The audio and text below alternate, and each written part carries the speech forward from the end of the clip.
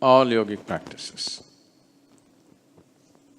Doesn't matter what you're doing, whether you do asana, yama, niyama, pranayama, asana, whatever, dharana, dhyana, samadhi, shoonya, whatever you may be doing, essentially all of it is coming from the fundamentals of Bhuta Shuddhi or cleansing the elements. Or if you cannot cleanse, if you're such a hopeless case, transcending the elements. Vibhuthi, that's why. Beyond the elements. If you cleanse the elements, you will live a wonderful life. If you're beyond that, the best thing is to transcend. Forget about living a beautiful life, just transcend the life. Because living a beautiful life is a more complex situation than transcending. Transcending means you're beyond it. What's beyond is not bothered by so many complexities of the physicality. But if you want to be in the physical and still above that, then it takes a little more mastery over the physical. If you have no mastery over the physical, you will get enslaved to the physical. So Bhuta Shuddhi essentially means you want to first cleanse it so that slowly you come to your state which we call as Bhuta Siddhi. That means you have mastery over the elements. Everybody has some kind of capability with the elements, otherwise you wouldn't even live a normal life.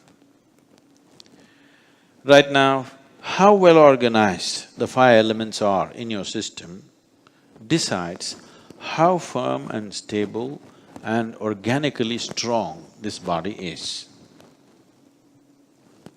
It's just… body is a play of five elements.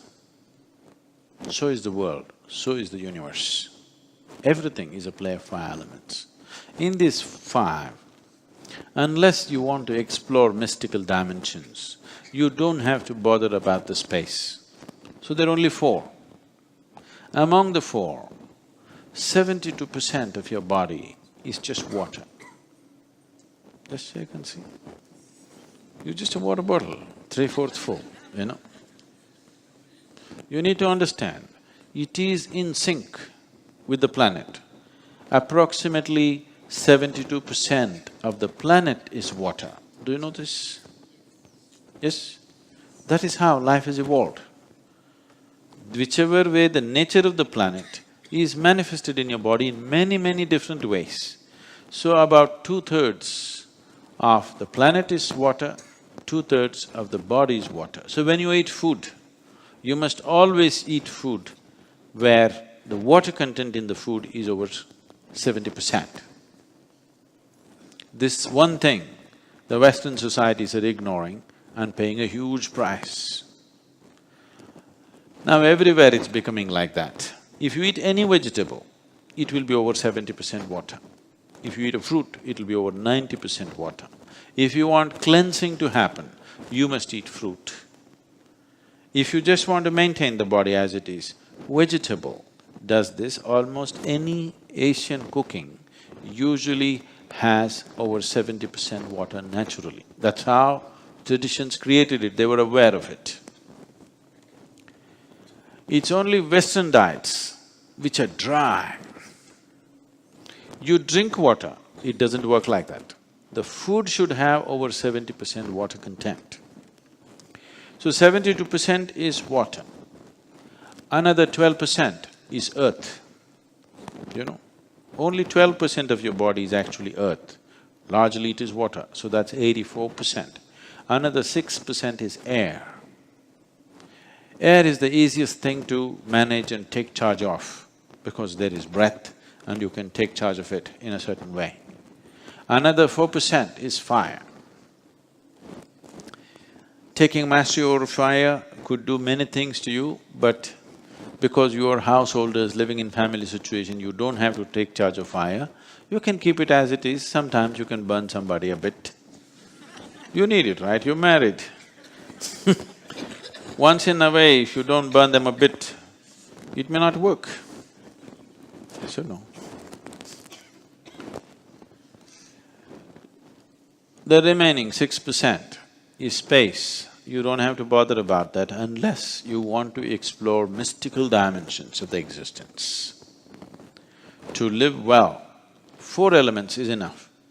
5th one is not relevant for people who just want to live well.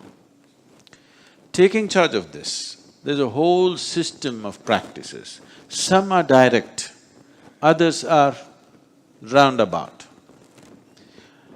Bhuta Shuddhi can be practiced in a most simplistic way or in a highly sophisticated way.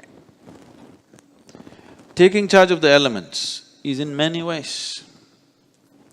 One thing is how you consume these elements, how you treat these elements.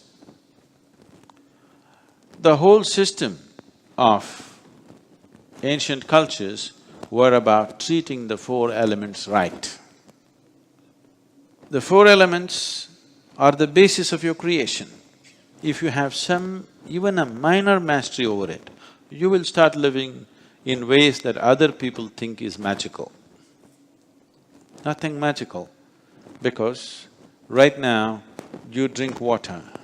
See how it is? Does it look like you? Does it look like you? Huh? Does it look like you? Does it resemble any of you? But if you drink this, it becomes you, isn't it? Isn't this magical? This itself, life itself is magical. There's nothing in life which is not magical, isn't it? Just some disease got cured, that is not the miracle. Look at this becomes you. This is a phenomenal miracle, isn't it? Once you're capable of performing this miracle, you should be capable of many other minor things. Fixing an ailment or you damaged something, fixing it, all these things should be possible because you're creating the whole body from inside, isn't it? Using the 4 elements, you are creating a whole body. Unfortunately, it's happening unconsciously, that's all. So, bringing consciousness to how these 4 elements are becoming human body. When I say human body, from this water you're manufacturing a highly sophisticated mechanism, isn't it? Yes or no? What this amounts to is, if I just pour this water on the floor, it became iPad. What would you call that? Suppose this glass of water, I poured it down and there this water became iPad. What do you call that? Miracle, isn't it? The same thing, I drink this becomes I. This not a miracle? I was in the same trip I came to Deagle Airport and there was a grumpy-looking security man. He asked, "Any fluids?" I said like this. He got irritated, he looked at me like this. Then he put my bag there, "Computer?" I said like this. He burst out laughing. We are too impressed with what's happening around us. What's happening within us is too big, isn't it? Yes?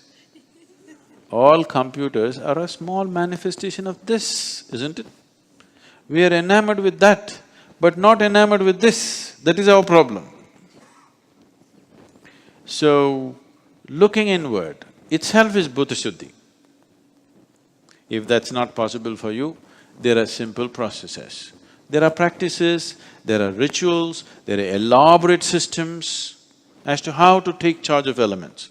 Or if you don't know how to do it, somebody can perform something from which everybody can benefit. There are Bhuta Shuddhi rituals. For example, every month there is Panchabhuta Aradhana happening in the Dhyana Linga. You don't know how to do it. Somebody else will do it, you just sit there in the presence and benefit from that.